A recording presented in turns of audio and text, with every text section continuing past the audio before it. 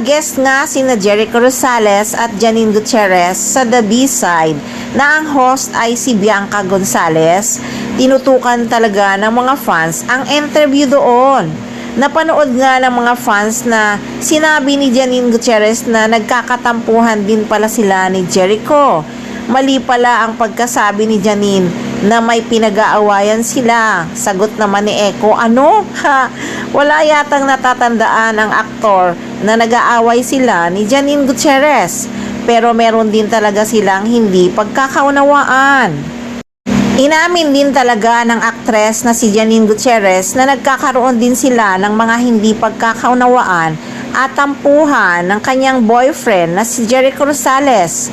Gayon pa man, nilinaw niya na normal lamang ito sa isang relasyon. Magtatampuhan lang kami. Parang ganun.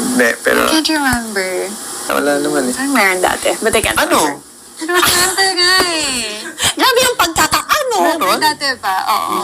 Pinagawayan natin? I think so. Ano yun? Well, not really away-away. I mean, hindi kami yung... Yeah, when we were starting. yeah. Yeah, when we were starting. One time, Normal lang naman kasi talaga ang nagkakatampuhan ang mag-asawa or magkasintahan. Bagamat masaya at kampante sila sa isa't isa, inamin nila na hindi perpekto ang kanilang pagsasama sa kabila ng mga hindi pagkakaunawaan at mga pagsubok sa pamilya. Nananatili silang matatag at nangako si Janine Gutierrez nang hindi siya bibitaw sa aktor. Dagdag pa nga ng aktres na nananatiling matatag ang kanilang relasyon at masaya silang sumusuporta sa isa't isa sa kabila ng kani-kanilang mga personal o pinagkakaabalahang mga ganap at issue.